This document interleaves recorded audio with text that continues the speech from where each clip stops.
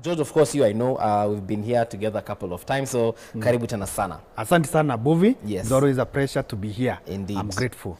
All right, let's get deep into that question of the day before nisahau, so that we can get you interacting as soon as possible. We have this situation where, and it's norm, where the man makes more money in the particular family. That means that he is in charge of what we eat, or rather at least buying the food. I know the wife should be in charge of what we eat, but buying the food, paying the rent, or financing that mortgage, buying the car, fueling the car, making sure we have medical cover and so on and so forth. But where now the switch has been flipped and it's the woman who has to provide all this, it kind of puts men in a very tricky situation. Yeah, what are your thoughts? Men are leaders. They want to feel that they are in charge and that they are in control. So when you have a situation where what he's supposed to be doing is being done by somebody else, by the wife for this matter, who is ideally supposed to be under him, because of insecurity, I would say it is because of insecurity, the man would tend to have a problem with that. Because maybe as he was growing up, he saw his father provide. He saw his father take the lead of the home, and he was the one who was providing, and the mother maybe was just there. Yeah. Although that is a scenario, I would say a very, very old scenario. That is the scenario of our grandparents. But from our parents, I'm talking like this because I'm in my 50s. Right. The ball game changed because now we have an empowered woman. Mm-hmm. And so that scenario is there whereby the man would tend to feel that they are not in control, they are inferior, because money is, there's a connection between money and power. So that if you have the money, it is you who calls the shots. It is you who says what should be done. So now when you don't have the money, you tend to sort of be laid back because you feel, because I don't have the money, I have lost my voice. But that is not supposed to be there. That's not how it is supposed to be. Yes. All right, George, coming from you, what are we saying here? Let me begin first of all by saying hi to my dear wife Margaret and my bishop Dr. Paul Habwe in Pefa Donholm. And I want to agree with what you have said and what my colleague here has said, that money has power. He who pays the piper calls the tune. And unfortunately, I think the society has come to a point, and more so maybe for the ladies, and maybe the bigger society, to think that the main role of a man is to provide. Okay. And that is how men have been brought up, as my colleague has said here. So those things are already deep in our unconscious mind. And therefore, when the roles are reversed, you find that the man is feeling threatened. One of the sources of power and one of the confirmations that I'm in charge is the ability to control all what is happening. So if someone else is controlling, I feel that I have lost the grip. And when you feel that you have lost, one of the immediate impacts is that your self-worth, your self-esteem is affected. It goes down. And Buvi, I want to submit to you that there is nothing as dangerous as dealing with a person whose self-esteem, whose self-worth has been injured. It is down there. This person may become aggressive. This person may generate high levels of mistrust.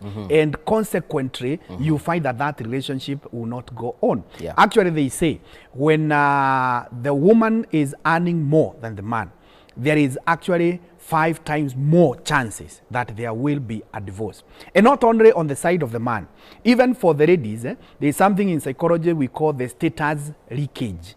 One of the major satisfactions of a lady is the status of the husband. The husband is doing much better, even in society. So when now it comes that the man is not doing better than the woman, even the woman feels that my status has leaked, it is low, and Right. she may not be very comfortable with that. I once hosted someone here, Pasi, who said that society has taught the woman to be empowered. They have been taken to school, they have all these chamas, and they have all these even banks that have tailor-made products that, are serving them as women. But us as men, we have not been taught how to deal with this empowered woman.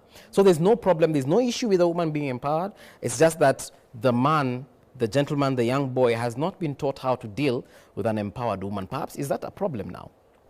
I tend to disagree with that, and just allow me to say society is blaming what is going on that we have not empowered the boy child. But I come from a different school of thought. We all have equal opportunities, because when you look at the nursery schools, you look at the primary schools, you look at the secondary schools, we don't have a special one for girls and another one for boys. They all go through the same system. My view is this, that as we are bringing up our children, and especially the boys, that is where we have failed in how we have brought up the boys, or generally the children. Because I believe we should be able to bring up this boy, the boy child, in a way to appreciate that we have equal playing ground, and that the world out there is competitive. Because if we can train them right from a very young age, how do you deal with an empowered woman? And I believe that is one of the things, especially we in the church, need to look at. How do we help our young people, right from when they are young boys, they get into teenage, young men. How do you live with an empowered woman? Because the fact that women are empowered, that is not something that is coming to an end. That is going to continue. And I think it's going to evolve even bigger and faster. Yes, because now we are getting that, we are seeing careers that were male-dominated. We are finding ladies coming in and doing well. I'm not saying that what a man can do, a woman can do even better. No, that's not where I'm coming from. Okay. But things have changed, and we have to accept that things have changed. So the issue is, as we are coming up with programs for the boy child, what do we tell them? How do we raise them? Okay. So that we are not setting them up for failure. Okay. Because when you put it in the mind of a man that the girl is more privileged than you are, then they come into the playing field already defeated. Right. Because they feel the lady has an advantage over me, or has an edge over me. But we need to raise them up to know it's a competitive world. Okay. And everybody has to do their best and play their part the best way they know how. George, again, same question. The boy child has not really been told or taught how to deal with an empowered woman. Let me say this before. The issue of the disparity can be traced to since times immemorial. And for now, I just want to look at how education was introduced in Kenya by the white people. When those guys came, they taught boys what is so-called the 3 R's, the reading, writing, and arithmetic. These are the subjects that led to the male-dominated careers, such as engineering, medicine, accounting, and so on. And for a long time, people thought that girls cannot go to those ones. And these guys who introduced education, on the other side, for the ladies were taught something we call 3 B's. The first B means bathing, the second B means boiling, and the third things means babying. So as long boiling, as... boiling what? Boiling means... cooking. Cooking. Oh, okay. As long as the lady is good in cooking, that is good enough. All right. As long as the lady knows how to bathe, to be smart, to be clean, that is good enough. As long as the lady knows how to baby, to take care of babies, the household, the homemaking issues. Those were the causes that were dominated. So it was an women. R versus B situation. Yeah, R's versus B's. And that's why you see actually even most of our mothers and those who are ahead of them, they went to careers such as nursing, nursery school teachers, and so on. And there was a creation that ladies cannot do better. But that is not the reality. The reality has shown that even ladies can do better. Now, having said that, I would trace back to what I said what I said earlier, that there has been a misconception. The issue of a man being a leader in my house, it is God-given, and that one must be understood, and there is no bargain about it. as far as the Bible is concerned. And the wife being submissive, that is also godly. So I'm not a man because I have my money. My wife is not supposed to be submissive because she has no money. Okay. Whether I have money or I don't have money, I am supposed to be the head of that house. My wife must also appreciate, or our ladies must also appreciate, whether they have money or they don't have money, they must be submissive. And the moment we miss on that, the design or the equipment cannot work, because the designer, who is God, designed it that way, and he has not given us a new model. Yes, that is a blueprint. That is a blueprint. But you know, Pastor, it is very difficult, and I'm talking from experience as a man who has seen women with money, whether it's more than mine or less, but it's very difficult to instruct or even tell a woman what to do with her money. And that is, I think that's where the issue is. I think for us men, we have no issue with women having money. Actually, the more the merrier. Ndio asinisumbue na stories za kucha, asinisumbue na stories za nguo zake, asinisumbue na stories za nywele. But the moment umemwambia sasa, babe, unafaa kulipa istima, inakuwa ni I think I have a problem with instruct. Okay. Because I believe if it is a marriage situation. Yes. We got into this thing because first we were friends, then we fell in love. And here we are, we want to make a home. So we are partners. We are supposed to be complementing each other. So what I would expect is, let's sit down and agree how we are going to run the home, how we are going to manage the resources. So maybe the problem is coming because you feel you want to dictate. Okay. We have a very good example in the Word of God in the book of Proverbs 31. It talks about the Proverbs 31 woman. When I read through that, to me it looks like this woman was more empowered by the man than the man, because all we are told about the man, 31 woman now. Yes. Okay. All we are told about the husband Yes. is that, of course, he used to sit at the city gate with the rest of the leaders, and he was respected there.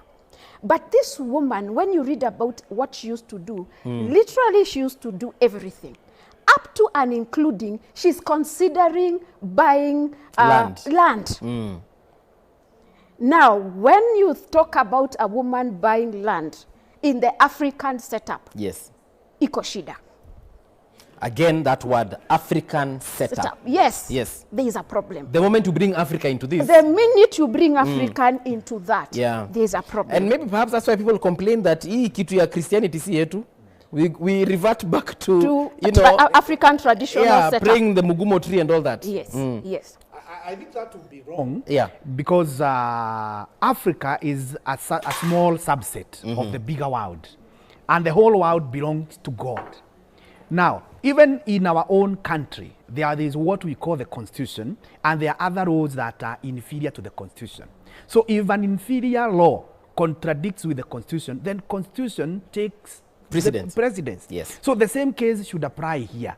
Our traditions as Africans, or as whichever community, if they go against the rules of God, then it is the rule of God that should prevail. Okay. And the rule of God says the man is the leader. The head? Yes. Okay. The woman is the helper. And is supposed to submit. Regardless of how and much position you have. and power. And one thing that people should appreciate is that these things change. Okay. Things change. You today you could be the one having the money. Tomorrow is your partner. It's so true. if tomorrow now things change, do we now change the roles? No. We change the power dynamics. Yes. Yeah. When we go back to that Proverbs 31 woman again, you find that even though that was how the situation was, she respected the husband.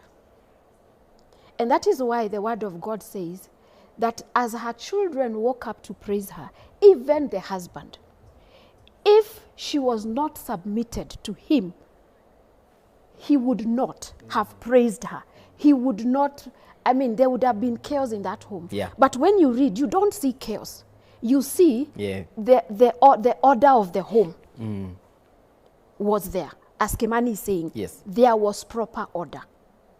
Yet she looks, quote unquote, more empowered than her husband. George, that Proverbs 31 woman, perhaps then that should be the only thing that women are taught from when they are children, because it looks like it's like that Proverbs 31 segment or that verse is usually brought way later when they have known all these other things that perhaps I think has corrupted their thinking maybe. It is unfortunate, but I think what society has failed to really teach both the boy and the girl Yep. is the role of each person, irrespective of other resources. Actually, Bovi, if you look at how a marriage begins, we get hooked up when both of us are doing so poorly in terms of economy. Maybe some of us, both of us, we are jobless, or we are working in some jobs that are paying us peanuts. But as we stay in the marriage, now God blesses us, and now we have exposure to a lot of money. Right. So that which brought us together should not change as money changes. We should still make reference to that. Allow me to actually add something to that. And it is something that I've experienced, Pastor. When, we are together, we are equal, we're hustlers, we met in campus, maybe we were both nothing. We didn't have a job, we were relying on our parents' pocket money. But the moment we get out there into the job market, and now she gets her own money, it might not necessarily be more than mine, but the moment she gets her own money, she becomes a totally different person. What happens? Kwani shetani anakujanga na pesa? Ama ni pesa inakujanga na shetani? Because women change. Me pastor nimeachwa na madem hapa juu amepata do. Okay. That is not everybody's situation. And to me, those are stereotypes. We tend to believe, because that's a conversation we've had with many people. And the thing I keep hearing men say is that mwanamke apate pesa. Anabadilika. Huyo mwanamke anakuwa hata si wako. Let me tell you. Yes. Let me now tell you let me give you another side. It's not all women who are like that. I have seen women who are empowered get their salary neat. Net. Imetoka. Yes. Amepatia mzee. Yote 100%. Yote. Hata hakutoa pesa ya nywele ama makucha. In the name of the Submission. order of the home, okay. submission, all that. But this man was still insecure and mistreated the woman and tried to put her in her place. So the issue here is not money. What is the issue? The issue here is a man's, what Kemani was saying, self-confidence. Okay. The ego. The ego. The male ego. Yes. You see, at the end of the day, he knows he's not the one who brought this money. And because he knows he's not the one who brought it, he is still feeling inferior. So hata ukichukua net, umweke hapo, bado atakuwa na shida. We? Kimani, what is wrong with such a man? I would say this. Money carries emotions. Okay. And generally, even yourself at a personal level, when you don't have money, you feel insecure, you feel unsettled. But the moment you have money, it is in the bank, or you are expecting the money to come, you feel that you are a bit safe. So when someone gets a lot of money, those emotions are evoked, and the true characters of the person comes in. Now, the unfortunate bit is this person was not well grounded to know, why am I in this marriage? Now, if you see a person changing, if it is the woman who now becomes high-headed, or now cannot be controlled, or cannot now listen to the husband, it shows you that that woman believed that she was only submissive because she needed some monetary help from the man. And now that money has come her way, she no longer needs this man. Or if the man now is mistreating the wife who has started earning more money, then it means the man got it wrong, because he was thinking this woman is only submissive to me as long as I'm giving her money. Now that she has money, now she can no longer be submissive to me. Right. But we must get away from that. The issue is the man must be the head with or without money, and the wife must submit. But the other thing that creates instability in marriages, and that's something we also teach in finance, when you start having more money, you start feeling insecure about your surrounding. And I want to give you an illustration. If you have very little money in your pocket or nothing, you'll be comfortable walking through any streets of Nairobi without fearing. But if you are carrying, for example, 1 million shillings with you, you will even be careful who is next to you. And that is one of the things that comes in marriages. You find that now that I am having more money than my wife, or my wife is having more money, I start becoming more insecure. And I look now for safety. Safety is now the one that makes people to go and have mipango ya kando. And that's why you see, when we have these disparities of resources, the issue of infidelity is not far away if it is not well managed. As people look for safety. All right, so I understand we have some feedback. So we're going to take a short break.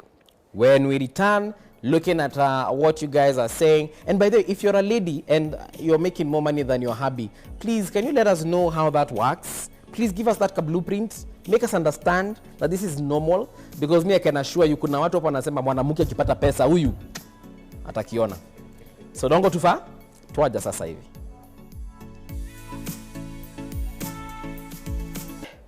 Mambo na pesa. Huyu like the last one we've read amesema yeye sasa kitu atafanya ni let's not talk about money.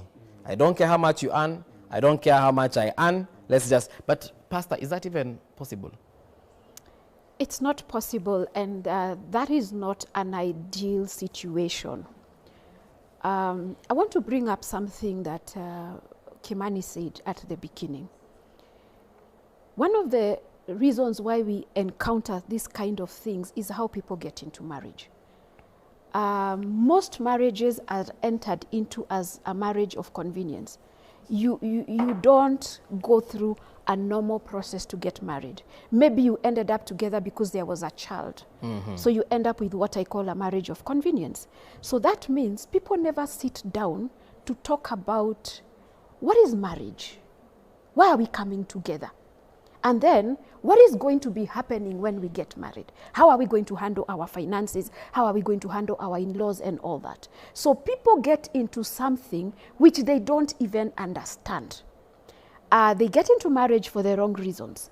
But this, you see, finally, when you get into marriage, whether you like it or not, the topic or the discussion about money will come in, because there are bills to be paid.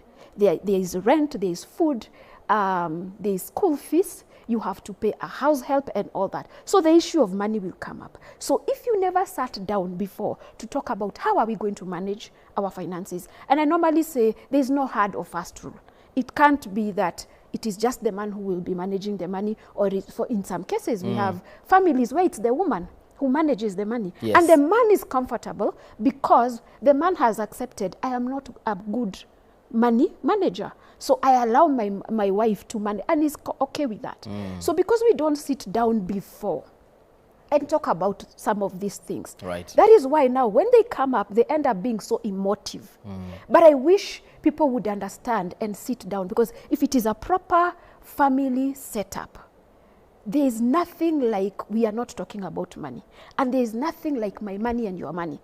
Because if you say my money and your money, I normally ask, where do you start and end? And where do I start, begin, and where do I end? Because we are supposed to be in it together. This is our home. This is our marriage. So we do it together. We sit down and talk about it together. Thank you very much, Pastor Eunice. Again, going back to that last viewer who said, I don't ask about it because Mimi, from my previous situations, it wasn't good. So is it possible to be in a relationship with someone, you don't know how much money they earn, they also don't know how much you earn, but the bills are being taken care of? Ulikuja kwa nyumba yangu, so clearly the rent is mine. Stima ni mimi ndo nalipa. Maji mimi ndo nalipa. And now that the lady has come on board, she says, you don't worry about the food. I'll make sure we are fed 365 days a year. Is it possible to have such a relationship? Yeah, it's very much possible. And actually, from statistics, majority of relationships are like that. You find that spouses are not exactly sure of how much the other one makes. And from where I sit, I may not say that you may need to know exactly each and every coin your spouse makes, but at least you should have an idea. And that is because there are some bills that I pay at personal level, which I may not necessarily need to inform my wife. Equally the same things. Not necessarily bad bills, but personal bills Tumepatana, for example, now a Buvi, I need to buy you coffee. I don't have to go and report to my wife that I bought coffee for Buvi. No, or to ask for permission. Yeah. Okay. But by and large, I should be found contributing to the bills of the house. Okay. Now, as Pastor here is saying, where we have gotten it wrong is by not making reference to the designer of marriages. What was the intention? And there are several intentions that we can also refer from the Word of God. And one of them is God blessed them, the husband and wife, and told them to be productive. One of the cardinal laws of a marriage is to bring up children in a godly way. And we have made a mistake by thinking that now that I have money, I can be alone. Okay. Money is one of the resources required in a family. Actually, the Bible tells us money is the answer to many things. But it's not the only things. The presence of a mother in the bringing up of the children is very important. The presence of a father in the bringing up of the children is very important. The presence of other resources are very, very important. So let's not take money as the only determinant that if I have money, I don't need anyone else. Yeah. Some people even go to an extent of saying, I now do not even need my relatives because I can sort out my bills. But what will happen, Buvi, if, for example, you are arranging for a wedding and you have financed all the bills, but no one shows up? That wedding will be very frustrating. True. The other point that I would want to highlight to our viewer here is that there should be proper communication. Let them look at how do we do effective communication. And as Pastor has said, there is no way two can work together unless they agree. So itabidi tunakaa chini tunaambiana bili ya school fees ni hii, and how much now do you bring in? Okay. And as I said earlier, money brings a lot of emotions. And actually when you start discussing money and you see emotions, that should tell you there is something we were discussing earlier with Pastor called underlying issues. Because money has no problem. But mukianza kuongea pesa uone kuna hasira zinakuja, it's not about money. You need to kuna kitu ingine. Okay. And that's now when you need even to seek for professional help from counselors and pastors. All right. Let me just add something. This one who has decided that we are not going to talk about it. Let me tell you, whether she likes it or not, I normally say between day one of marriage and 50, if you're going to be married 50, 70, whatever number of years, somewhere in between day one and the last year of their marriage, God has worked it out such that you will go through some financial crisis. Okay. I normally say, whether it is that person who is living in a slum or if, it is the president of this nation. In State House. For our slums, it is in hundreds or thousands. We are State House or wherever, it is in billions. Yes. But they all go. You sit down with any family, there will be a series. Okay. So rather than wait for the day he loses his job or you lose yours, and then now there is a crisis, and you are beginning to talk about money when there is a crisis, why not talk before so that when it comes, it will be easier to handle? Otherwise, if it comes and you had not had that discussion, you know those things we sweep under the carpet. Yeah, it becomes messy. It will be very messy. It will be very destructive to both parties and to this family. Okay. And also, just to add on to what Pastor Eunice is saying, imagine if you do not know how much your wife earns and you're here struggling to get a car loan, only for you to discover that she earns over $1 million and she can buy you that car overnight. Si utakasirika. Anyway, as the man here, is that true? Kevin amesema mimi sitaki mwanamke wangu akipata doko niliko.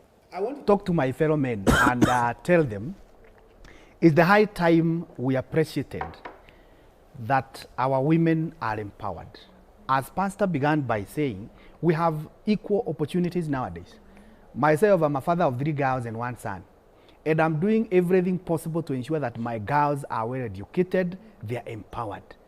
And I will also do the same to my son. So men, I'm calling upon us not to continue with the fear that when this girl is empowered, you will become, she will become the boss. No. And again, it is also important for men to appreciate. The Bible says, 2 are better than 1. If you have someone who can pick you when you fall, you are better. But if you have no one who can pick you, then you are in a dangerous position. There is a day I can come and I find I'm jobless. So if my wife is working, our life will move on as usual. But if she's not working or the opposite, then that family will come down so much in a bad way. So let's accept that our girls are empowered and we go for them so that they can also support us. It is good if I can buy a car worth 1 million, yes, and my wife can support me with another million. We buy a car worth 2 million. It is prestigious. It's better. It's true. The other thing that I wanted to say is people must appreciate that it is God who giveth us power to make wealth. So don't say that he's doing nothing. As long as that person is trying. Maybe God in his own wisdom has not opened doors for that person to make as much. And even you who is making that much, what did you really do that the other person has not done? Actually, some of the people making more money have lesser qualifications than those who are making less. Right. So it is God who gives us this position. So don't downlook at the other one that they are not doing so well. Yeah. Their time will come. Just accept them and take your rightful position. There's that lady, I think the first viewer, who has said that she was okay up until some time, and she even goes ahead to say that it's a bit too late. They have 2 kids. She's making more than the husband, and she feels as though the husband is not working hard enough. And I think sometimes that's the problem. I'm sure if you ask the husband what is going on, he might have a different story altogether. But in your experience, Pastor Eunice, what do you think is going on in that particular marriage? As Kemani has said, one of the things we need to accept is that for some families, whether we like it or not, God has designed that provision or more provision will come through the wife, but not the husband. But not the husband. But it doesn't mean that this man is useless altogether. I have seen women who are very, very good at making money. Yani anything, they come up with ideas and all that, but the man is not like that. So this man has to accept that this is not my gifting. This is not how I'm graced. The wife may be good in making the money. Let's remove the issue of maybe it is a salary, or even if it is a salary. She may be good at making the money, but may not be a good manager. And God never makes mistakes. There must have been a reason why he brought these 2 people together. He might not be able to make the money, but he's a good manager. He's able to steward whatever they get. So the wife brings, but the husband is very good at identifying where do we put this money, where do we invest. So it's an issue of these 2 people sitting down and seeing how can we complement each other. And I want to say it is not too late. It is not too late. Yeah. It is possible to sit down and try to understand what is happening to my husband. Why does he seem laid back?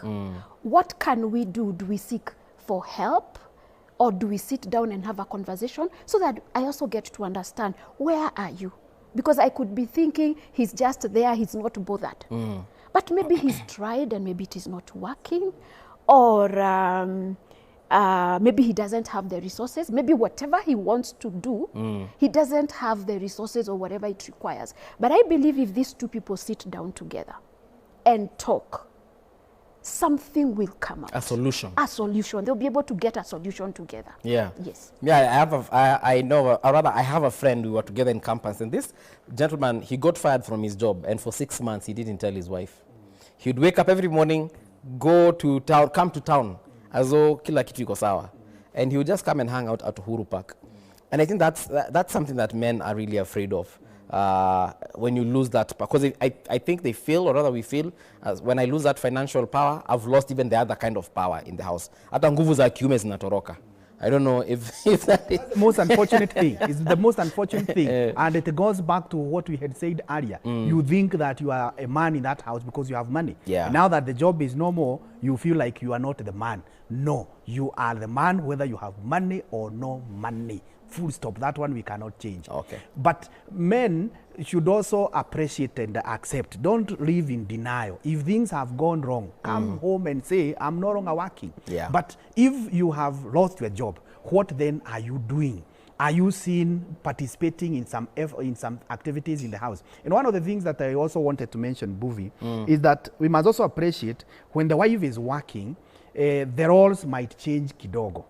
You may not expect the wife to do everything she was doing when she was not working. True. Now she's out there working, she has been busy the whole day, so she may not be able to do everything. So as a man, you can also come in and look at what is it that you can help. But even in looking at that, what you can help, there are some core things that I cannot do. For example, maybe once in a while I can go to the kitchen and cook, but it should not be that it is my duty at kila siku mimi ndio napika. Now that is wrong. And on the other side, my wife must also appreciate that in as much as she's tired and she has been busy, there are some things she must do for me. For example, serving me food and ensuring that the people that are in the house and even the society, they still respect me in as much as I'm not earning as much. Okay. So that distribution of roles must be appreciated.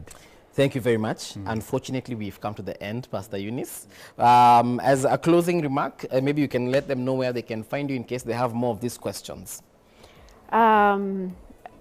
If you have questions, you can call me on my number, 0724 335755. Let me say it again, 0724 335758. And of course, I'm at House of Grace Church in Roka. You can always reach out for help. All right. Yeah. Asante sana, Pastor Eunice. And for you, George, I know tumepeana namba yako mara mingi, but peana tena.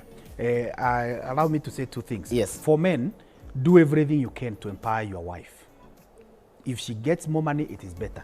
Number two, for women, if you are earning more, still respect your husband. For anyone who would want to get to me, you can get me through 0720 322 961. 0720 322 961. I'm based at Bazaar Plaza. Thank you so much, Buvi, for hosting me and your entire team. A pleasure as always. All right, so that's where we come to an end, guys. See you tomorrow. It's Friday. Of course, unajua tutakuwa jikoni, tukarange vitu huko hivyo. Last time tulipika turkey, duck. Tomorrow, you never know, we might surprise you with some snails. But until that time, see you bright and early.